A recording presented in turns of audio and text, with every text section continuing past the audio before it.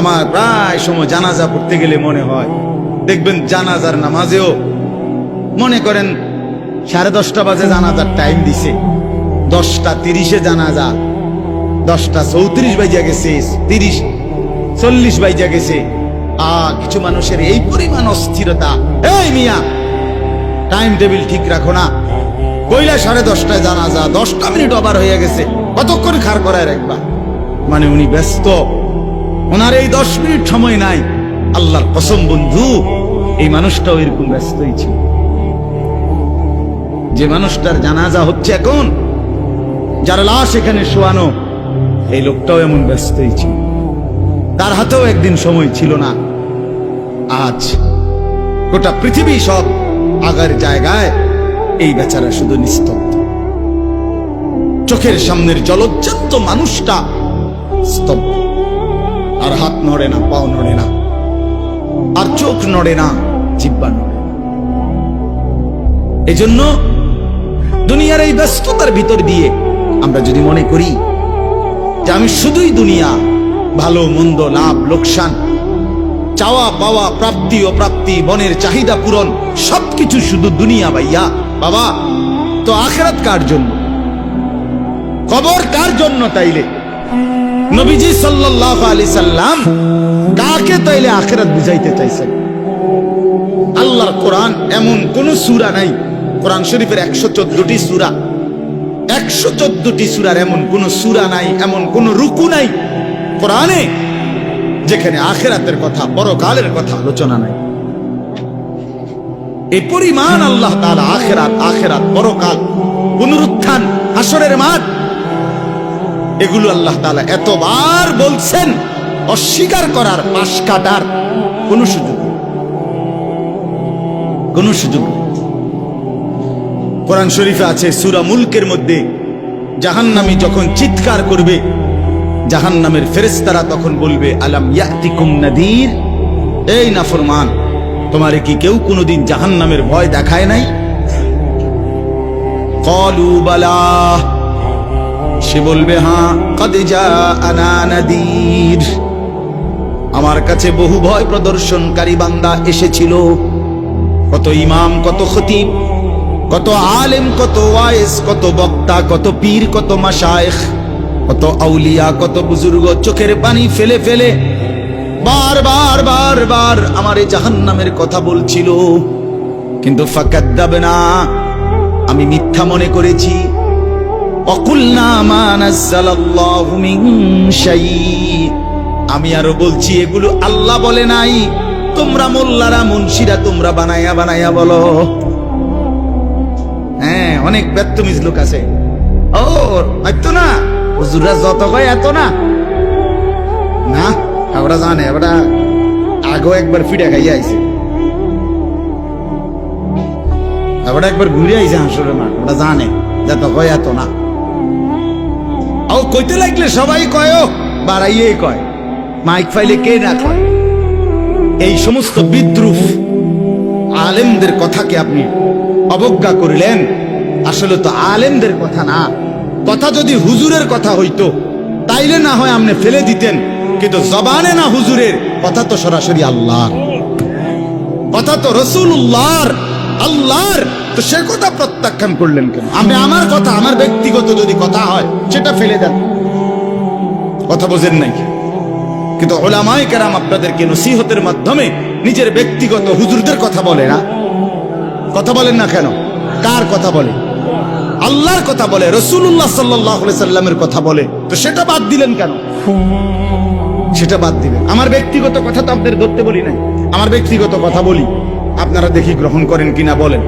মনে করেন আমি কুমিল্লা ক্যান্টনমেন্ট থাকি, ময়নামতি সাহেবের বাজার, আমার মাদ্রাসা বাসা ওইখানে। তো আমি কুমিল্লা ক্যান্টনমেন্টে একটা বড় টাওয়ার আছে, গুমতি টাওয়ার। এই গুমতি টাওয়ারের নিচে আন্ডারগ্রাউন্ডে মুদি দোকান এবং তরি তরকারির দোকান।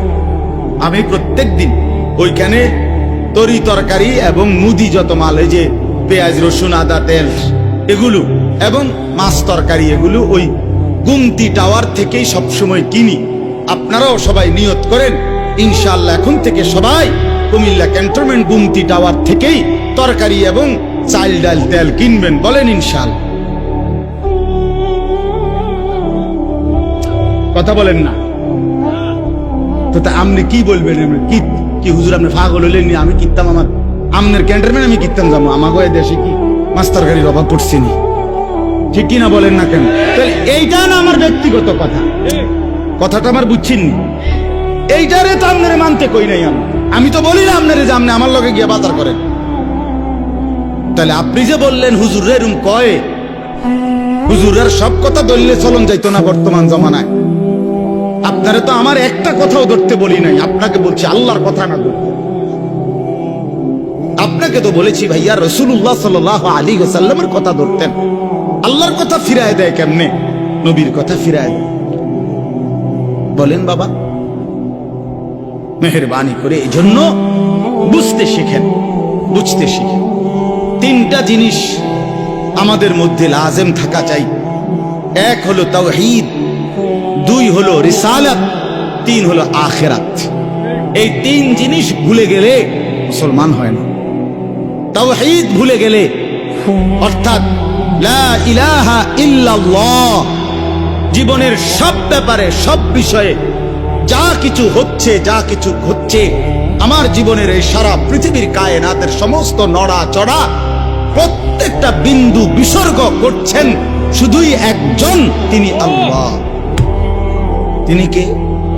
লা ইলাহা ইল্লাল্লাহ, আল্লাহ ছাড়া আর কোনো ইলাহ নাই, দেনেওয়ালা আর কেউ নাই, পালনেওয়ালা আর কেউ নাই। এটা তাওহীদ। আর শাজিমের উপর থেকে সাততবক জমিনের নিচ পর্যন্ত যেটা যেমনে যেভাবে আছে সেটা একজনই পরিচালনা করছেন, তিনি আল্লাহ। এ কথা যত দিলের মধ্যে বসাইতে হবে। দুই নাম্বার রিসালাত। রিসালাত মানে হলো মুহাম্মাদুর রাসূলুল্লাহ সাল্লাল্লাহু আলাইহি সাল্লাম, এই কথা গ্রহণ করা। এই কথা আবার গ্রহণ করার কি? এই কথা গ্রহণ করা হইল মুহাম্মদ আল্লাহর রাসূল, আল্লাহ আমার জন্য উনাকে পাঠাইছেন।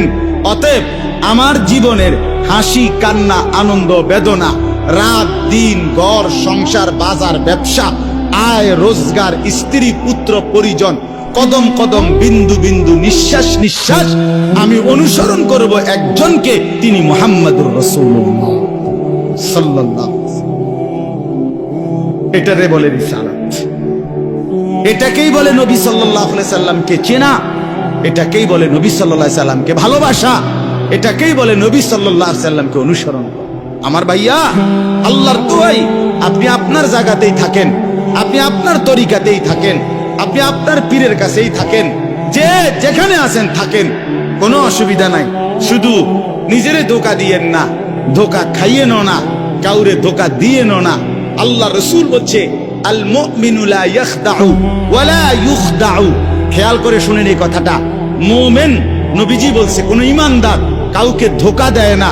খোদার কসম নবী বলছে ইমানদার ধোঁকা খায়ও না। লা ইয়াখদাউ অর্থ সে ধোঁকা দেয় না, ওয়া লা ইউখদাউ অর্থ নিজেও ধোঁকা খায় না। অতএব রাসূলুল্লাহ সাল্লাল্লাহু আলাইহি সাল্লামের সাথে সম্পর্ক, ভালোবাসা, মহব্বতের সবটা 100 অনুসরণের মাধ্যমে, অনুসরণের মাধ্যমে, অনুসরণের মাধ্যমে। চেহারায় যার দাড়ি নাই সে রাসূলকে ভালোবাসে না, ঘরে যার স্ত্রী বেপর্দা সে রাসূলকে ভালোবাসে না, উপার্জনের মধ্যে যার হালাল নাই সে রাসূলকে ভালোবাসে না, জীবনে যার সুন্নত তরিকার অনুসরণ নাই সে আল্লাহর রাসূলকে কশ্চিন কালেও ভালোবাসে না। ভালোবাসে বললে এটা ভালোবাসার নামে ধোঁকা, মিথ্যাবাদিতা ছাড়া আর কিচ্ছু। হ্যাঁ, হাসরের ময়দানে মার খাইয়েন না, ধরা খাইয়েন না। কথা বুঝছেন না? এখানে গাছ জোর দেখাইয়া হয়তো আমনে চিৎকার দিয়া, হুঙ্কার দিয়া, এই কইয়া সেই কইয়া, খাইয়া দাইয়া বিরানিয়ে খিচুড়িয়ে মিল্লা পার হইয়া গেলেন আর কি। কিন্তু কবর আখেরাত এত সুঠাম।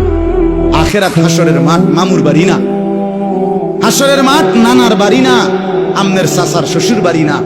হাসরের মাঠ সেই মাঠ 1.25 লক্ষ আম্বিয়া, আদম থেকে মুহাম্মদ সাল্লাল্লাহু আলাইহি সাল্লাম পর্যন্ত সমস্ত নবী রাসূল যে মাঠের ভয়ে আল্লাহর কাছে দিবানিশি কাঁদছেন, সেই মাঠের নাম হাসরের মাঠ। সব নবী